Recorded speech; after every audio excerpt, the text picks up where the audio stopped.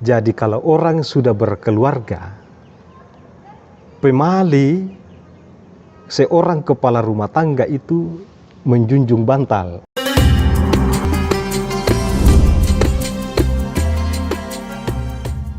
Assalamualaikum warahmatullahi wabarakatuh. Waalaikumsalam warahmatullahi wabarakatuh. Sahabat, semoga menjadi keluarga yang sakinah, mawaddah, dan warahmah. Hampir kita selalu dengarkan ketika ada kerabat, sahabat, maupun keluarga yang sedang melangsungkan pernikahan. Kalimat ini merupakan harapan dan doa kepada kedua mempelai pengantin. Tentunya kalimat sakinah, mawaddah, dan warahmah ini perlu kita ketahui bagaimana itu arti dari sakinah, mawaddah, dan warahmah. Dan apa makna dari ketiga kata ini? Telah hadir bersama kami di episode podcast kali ini yang akan membincang-bincang tentang konsep keluarga dalam Islam, yaitu Al-Ustaz Abdul Ghaffar. Ya, siap. Bagaimana kabar ini, Ustaz? Alhamdulillah, baik. Alhamdulillah. Sehat. Kan tadi ini sudah saya sampaikan bahwa hampir di setiap pernikahan itu tentunya ada kalimat sakinah, mawaddah, dan warahmah. Menjadi pertanyaan di sini, seperti apa ini kalimat sakinah, mawaddah, dan warahmah, Ustaz? Iya. Oke. Baik. Sakinah, mawaddatan, warahmah. Ini adalah tiga istilah yang terdiri dari sakinah, mawaddatan, warahmah, adalah merupakan impian semua orang ketika ingin melanjutkan pernikahan. Bahkan orang yang sudah melaksanakan pernikahan dalam artian sudah jalan dalam berkeluarga, masih mencari-cari apa yang dikatakan sakinah, apa yang dikatakan cinta, dan apa yang dikatakan warahmah. Sakinah, mawaddatan, warahmah, saya pikir ini adalah merupakan salah satu tujuan dari pernikahan itu sendiri. Artinya, orang ingin melaksanakan pernikahan karena ingin mendapatkan ketenangan. Orang ingin melaksanakan pernikahan itu karena ingin mendapatkan cinta. Dan orang ingin melaksanakan pernikahan karena ingin merasakan bagaimana kasih sayang. Jadi baik, sekilas barangkali saya akan bahas mengenai masalah apa yang dimaksud dengan sakinah. Sakinah ini kalau kita merujuk kepada arti bahasa, itu berasal dari kata-kata sikin. Sikin dalam artian dalam bahasa Arab itu artinya pisau. Apa hubungannya pisau dengan konsep pernikahan?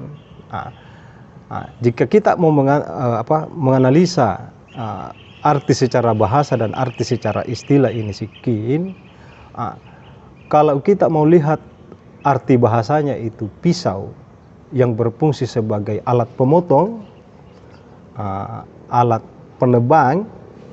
Jadi yang maksudnya di situ adalah bahwa pisau itu ketika kita mau bawa dalam konsep pernikahan, dia ingin memotong segala sesuatu, kebebasan yang dulunya bisa kita lakukan.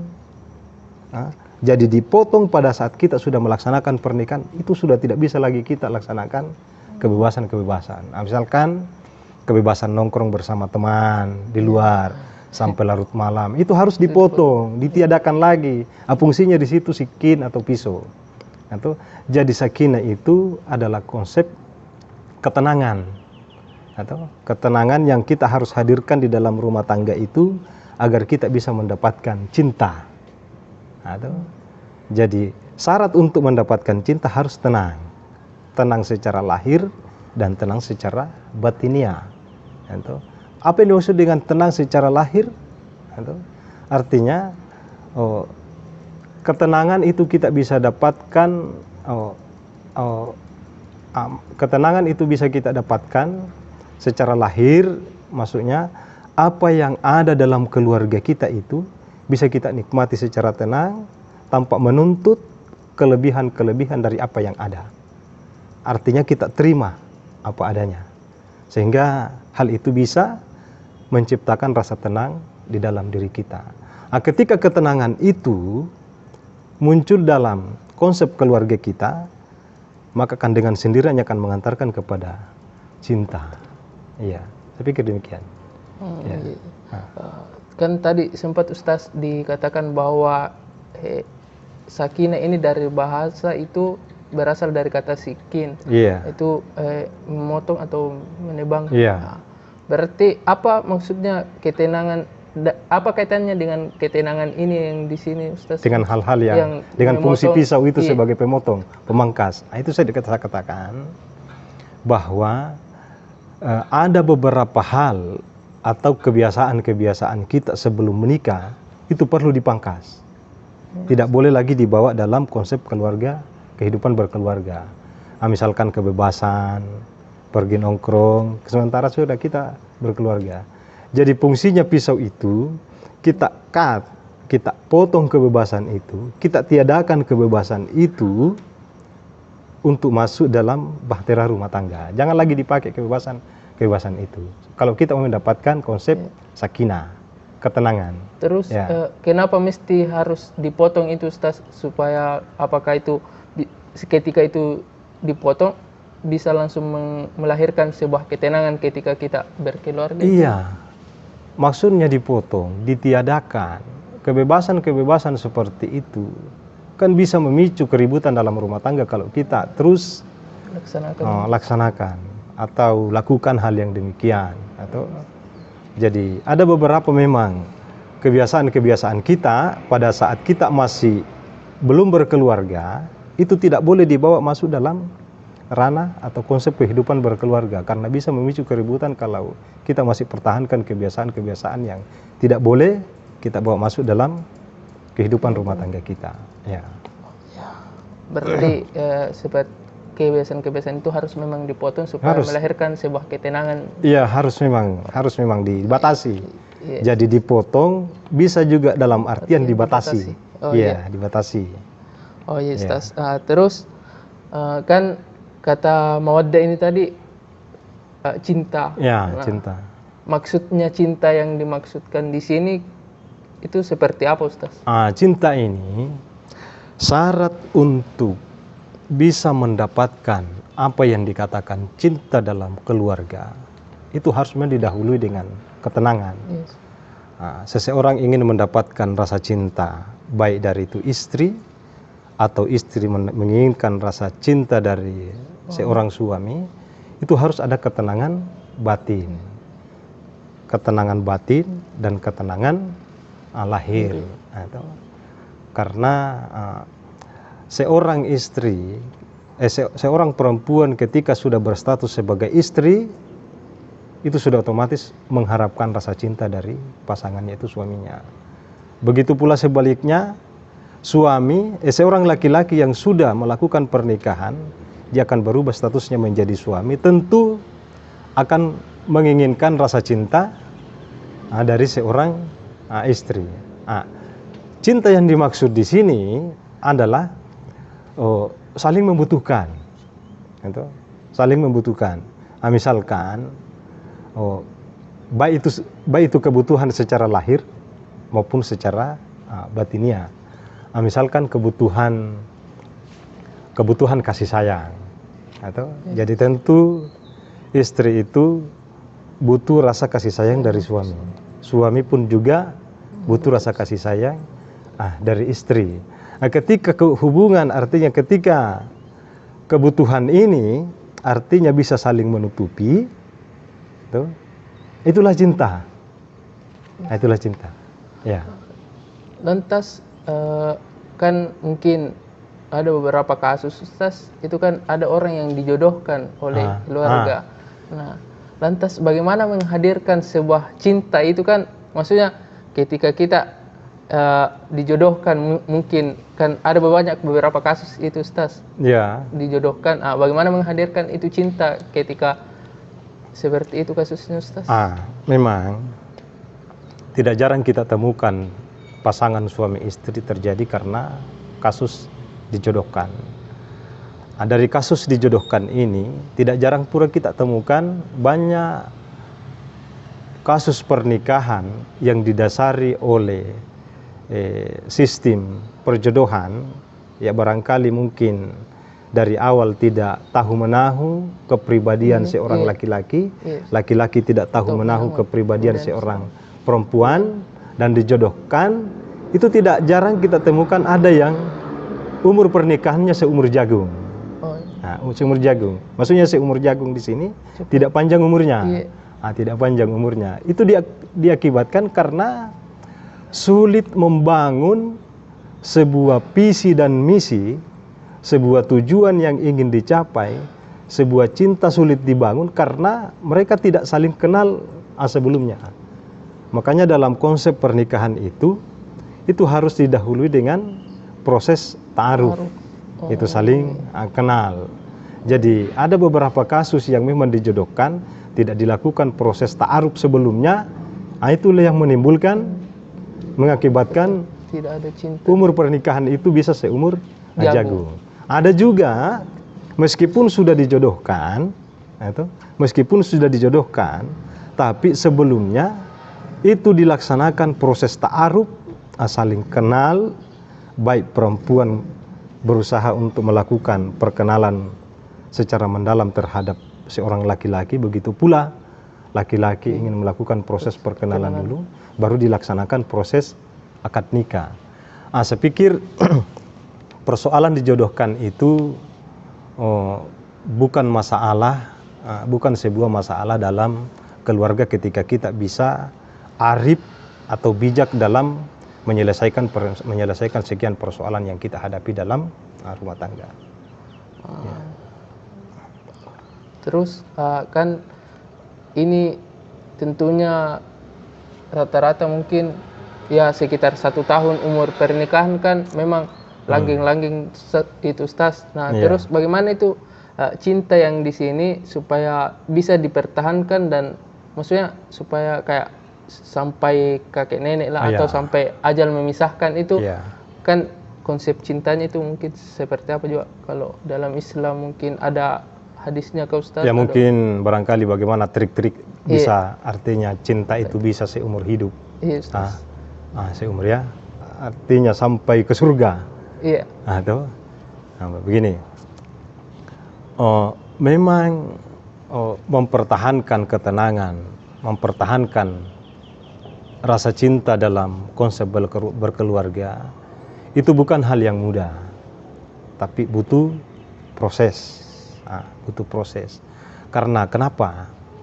Pernikahan itu mengarungi bahtera rumah tangga, layaknya kita ini mengarungi lautan samudra yang tak bertepian. Mengarungi samudra yang tak bertepian. Siapa nahodanya? Seorang suami itu di dalamnya juga ada istri. Sejak kita berlayar, kita start, lautan atau samudra yang kita arungi itu tidak selamanya dalam kondisi tenang. Terkadang ada ombak, terkadang ada angin, bahkan terkadang pun ada badai yang kita tidak bayangkan sebelumnya akan seperti ini perjalanan keluarga kita. Jadi butuh memang trik, butuh memang langkah-langkah strategis yang bagus agar ketenangan dan cinta itu bisa bertahan dalam kehidupan rumah tangga kita. Kalau dalam pesan-pesan orang tua kita, ada 3 hal yang perlu kita lakukan agar ketenangan, agar cinta, sakinah, mawaddatan, warahmah itu bisa kita miliki sampai sehidup semati.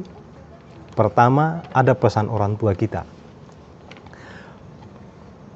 Kalau di Mandar itu, ada istilah pemali, Tuh. Jadi kalau orang sudah berkeluarga, pemali, seorang kepala rumah tangga itu menjunjung bantal. Tuh kan biasa ada bantal kayak begini, itu pemali.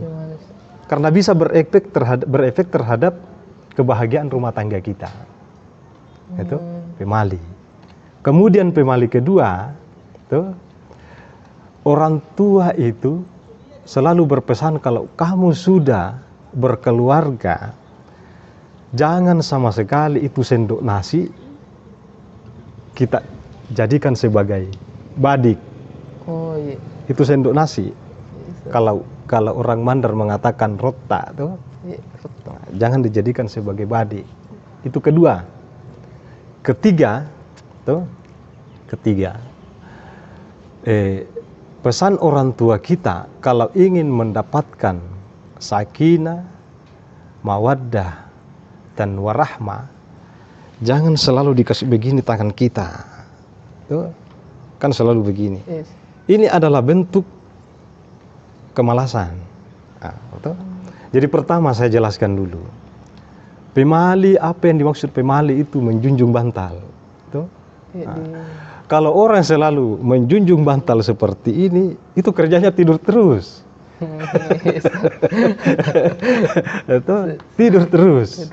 Tidur. Pokoknya kalau orang Tidak selalu pikir jadi stres. tidak pikir kerja, tidur terus.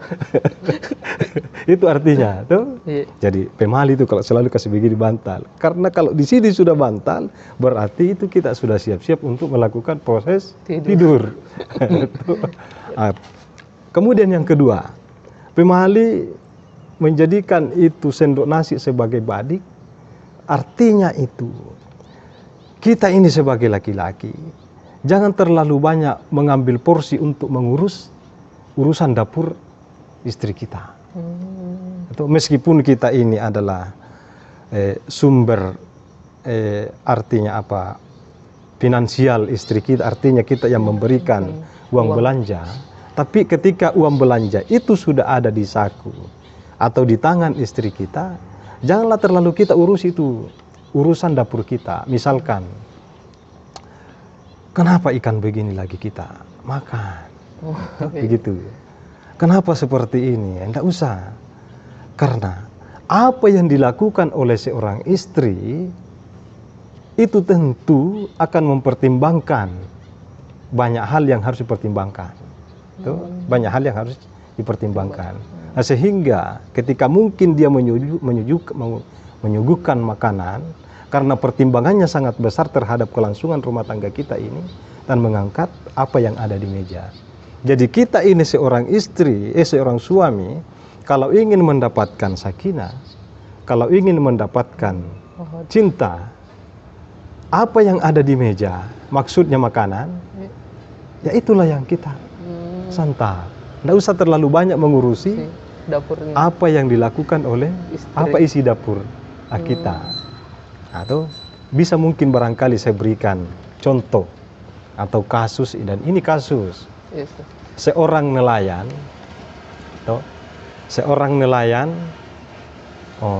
mendapatkan ikan, apa itu ikan namanya itu kan yang panjang itu ada tanduknya begini. Tuh, yes, ikan sori kalau kita di sini. Yeah. Ikan sori itu ada tanduknya, ikan sori. Pada suatu hari, tuh, istrinya ketika suaminya ini mendapatkan ikan itu langsung diberikan kepada istrinya untuk dikelola dalam dapur. Hari pertama, itu dia mengangkat keluar hasil masakan ikan itu di mejanya hanya ekornya saja. Nah, singkat cerita, di hari kedua hanya tengahnya. Kemudian di lain waktu di hari ketiga, hanya kepalanya saja. Jadi suaminya bertanya, loh, kenapa cuman ekornya diangkat ini? Tidak ada tengahnya dan tidak ada kepalanya. Nah, singkat cerita, karena juga mungkin istrinya itu sudah artinya merasa lelah, merasa capek dengan keluhan istrinya, suatu saat suaminya mendapatkan lagi ikan seperti itu. Jadi istrinya sudah tidak memotong ikan itu, sudah tidak dipotong, langsung dimasak satu kali, langsung diangkat keluar di meja untuk disuguhkan sama suaminya. Nah, suaminya datang untuk makan, loh, kenapa ini ikan tidak dipotong-potong baru diangkat ke sini? Nah, istrinya bilang supaya bapak sudah tidak bertanya lagi bilang mana kepalanya, mana ekornya, mana Mana tengah. mana tengahnya. Iya, Ustaz. Jadi itu kalau kita contoh, kalau kita terlalu banyak mengurusi urusan dapur rumah tangga kita, itu bisa fatal akibatnya. Jadi berikanlah kepercayaan kepada istri kita untuk mengurus itu, agar supaya ketenangan, cinta bisa mewarnai kehidupan rumah tangga kita. Saya pikir demikian. Mungkin kita lanjut mungkin Ustaz, kan kalau dalam konteks budaya khususnya di Mandar ini kan Iya. ada istilah si Bali Parri. Si Bali Parri, betul. Tentunya kan itu si Bali Parri mungkin kan saling bekerja sama mungkin antara kerjasama. suami dan istri. Iya, betul. Terus bagaimana sih juga menurut kita ini Ustaz tentang konsep si Bali Parri ini? Apakah bertentangan dengan Islam atau memang sudah dalam konteks Islam mungkin seperti itu? Ya, Atau bagaimana? betul. Ustaz? Baik, ini istilah si Bali Parri. Ini memang sudah pusaka leluhur kita yang harus kita warisi sebagai calon-calon kepala rumah tangga atau maupun kita ini sudah yang berstatus kepala rumah tangga. Nah, kalau kita di Mandar ini, istilah si Bali Parri itu adalah satu istilah yang harus hidup dalam rumah tangga kita.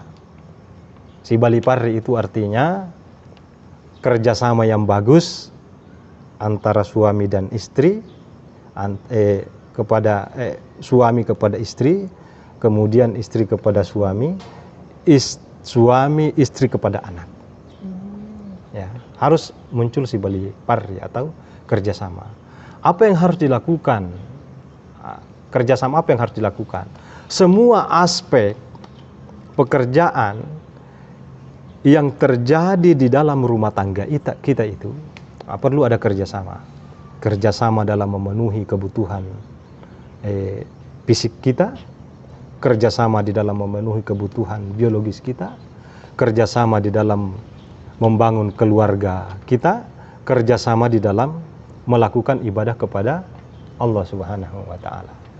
Jadi harus memang dilaksanakan kerjasama agar supaya cinta, ketenangan kita bisa dapatkan di dalam rumah tangga. Misalkan, ketika misalkan istri kita sudah dalam kondisi misalkan hamil atau ngidam, otomatis kan perasaan istri lagi terganggu, tidak seperti biasanya. Jadi mungkin istri kita ini butuh banyak perhatian, butuh banyak waktu untuk istirahat, butuh banyak hal yang harus kita lakukan sebagai suami agar istri kita ini bisa tenang. Misalkan semua pekerjaan-pekerjaan yang terkait dengan pekerjaan perempuan, kita ini sebagai suami jangan sungkan-sungkan untuk melakukan. Mencuci bisa kita lakukan, masak pun bisa kita lakukan, mengurus anak pun bisa kita lakukan. Itu namanya kerjasama. Nah, kerjasama. Nah, misalkan kalau selama ini istri kita yang masak, karena ada gangguan, karena dalam kondisi misalkan hamil, kita yang harus masak. Kita harus masak. Nah, itulah kerjasama yang bagus antara. Nah, jadi jangan kita berprinsip karena itu bukan pekerjaan laki-laki, saya tidak mau lakukan, mending panggil saja orang lain. Jangan. Selama kita masih bisa melakukan apa yang pernah dilakukan oleh istri kita, jangan dulu libatkan orang lain dalam keluarga kita selama kita masih bisa menangani kegiatan-kegiatan yang terkait dengan apa yang pernah dilakukan oleh istri kita. Oke. Mungkin kita mengarah ke lebih spesifik lagi Ustaz. Tentunya kan biasa ada beberapa kasus juga Ustaz. Ya. Ada kekerasan dalam rumah tangga. Nah, bagaimana sih apa yang mesti dilakukan? Misal kekerasan dari pasangan itu sendiri sebagai korban dalam kekerasan itu apakah kita harus menerima begitu saja ini kekerasan Ustaz? Iya. Atau kita langsung menyampaikannya ke pihak yang berwajib, menceritakan ke keluarga, atau seperti apa ini menangani kasus-kasus yang seperti itu. Jadi kekerasan di dalam rumah tangga itu, dalam pandangan agama pun juga tidak diinginkan ada kekerasan di dalam agama. Misalkan pemukulan, itu tidak diinginkan. Kekerasan atau memperlakukan istri menelantarkan istri itu termasuk kekerasan meskipun tidak dilakukan pemukulan secara fisik. Kalau kita sudah terlantarkan istri kita itu sudah masuk dalam kategori KDRT, ya, kekerasan dalam rumah tangga. Terlebih lagi di hukum negara kita. Negara kita sudah ada undang-undang itu yang mengatur tentang kekerasan dalam rumah tangga. Kalau saya tidak salah, undang-undang diterbitkan pada tahun 2014 itu mengatur mengenai masalah kekerasan di dalam rumah tangga. Jadi begini, ada konsep pembinaan di dalam rumah tangga, barangkali ini ada kaitannya dengan kekerasan dalam rumah tangga, pemukulan. Di dalam Quran surah An-Nisa itu dijelaskan, kalau saya tidak salah berada di ayat 34 atau di Quran surah An-Nisa ada di ayat 34, di situ dijelaskan mengenai masalah proses pembinaan istri. Pembinaan istri. Ketika misalkan istri melakukan sebuah kesalahan, maka ayat ini tidak langsung memerintahkan untuk kita melakukan pemukulan. Tapi langkah pertama adalah harus diberikan nasihat. Paling banyak itu 3 kali. Nasihat. Diberikan peringatan 3 kali. Setelah diberikan peringatan 3 kali, maka suami kalau masih kelakuan istri kita masih melakukan apa yang kita tidak inginkan, atau masih melakukan hal-hal apa yang kita tidak inginkan, maka suami boleh melakukan proses pemisahan tempat tidur, atau pemisahan tempat tidur dalam jangka waktu tertentu. Ketika si istri masih melakukan hal yang sama, artinya tidak ada efek jera dari apa yang sudah dilakukan oleh suami, mulai dari peringatan sampai melakukan pemisahan ranjang suami dan istri, 4.000 maka bisa dilakukan pemukulan. Konsep pemukulan dalam ayat ini, kalau dalam tafsir Jalalain itu diartikan sebagai bukan pemukulan secara fisik, bukan pemukulan secara fisik, akan tetapi kita melakukan hal-hal, misalkan ketika sudah kita memberikan peringatan, lantas kita sudah melakukan pemisahan ranjang dari istri, maka kita boleh memukul dalam tanda kutip, atau bukan memukul secara fisik, akan tetapi bisa kita berikan efek jera, langkah-langkah efek jera di luar dari peringatan dan pemisahan istri, atau misalkan selama ini kita berikan uang belanja, misalkan 1 juta, tapi dikurangi menjadi 250, itu merupakan salah satu bentuk pemukulan, atau pemukulan secara non fisik, jadi pemukulan dalam ayat ini tidak diartikan sebagai pemukulan secara fisik, akan tetapi kita memberikan efek jera terhadap istri dari apa yang telah kita sudah lakukan, memberikan peringatan, pisah istri dari ranjang, kita berikan cara lain untuk melakukan efek jera.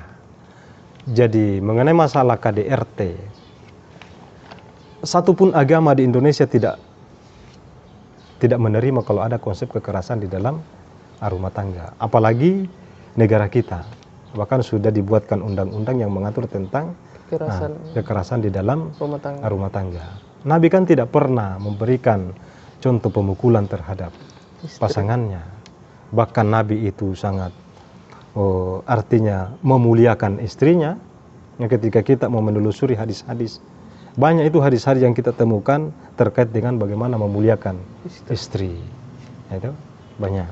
Nah, jadi hal-hal yang kita tidak inginkan terhadap pasangan kita, toh, jangan kita melakukan serta-merta satu perbuatan, apalagi melakukan pemukulan secara fisik, karena kita bisa,